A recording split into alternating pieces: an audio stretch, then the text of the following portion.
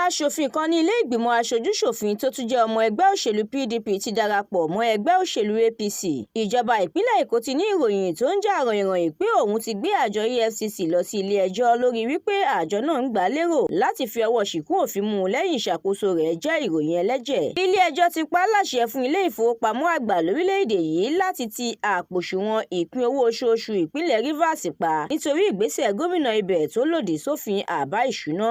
Àjọ NICOM ti tú ìgbìmọ̀ adarí iléeṣẹ́ àjọṣepọ̀ ìdókòòwò ilẹ̀ adúláwọ̀ ìyẹn African Alliance Insurance Company ká. Ilé ìgbìmọ̀ aṣòfin àgbà lórílẹ̀‐èdè yìí ti fi àbádòfin NDIC ṣọwọ́ fún àgbéyẹ̀wò láti dáàbò bo owó àwọn tó ń fowó sí ilé ìfowópamọ́. Àwọn alágbàtà epo ti sọ̀kò ọ̀rọ̀ sí Dangote, wọ́n ní kó ṣàtúngbéyẹ̀wò owó bẹntiróòlù rẹ̀. Ilé-ẹjọ́ ti gba onídùúró aṣòfin Ikwechi tó fìyà jẹ awakọ̀ ọkọ̀ bóòtù pẹ̀lú ẹgbẹ̀rún lọ́nà ẹ̀ẹ́dẹ́gbẹ̀ta náírà. Don Jazzy ti yan Tega Oghenegbobo gẹ́gẹ́ bí ààrẹ tuntun fún ilé-iṣẹ́ Marvin Record.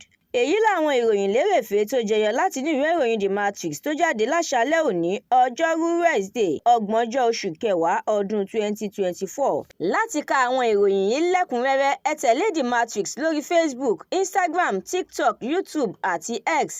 Àdúrà mọ́mi Balógun ló ṣe òǹgbùfọ̀ ìròyìn yìí. Ẹniọlá Sálíù lórúkọ mi.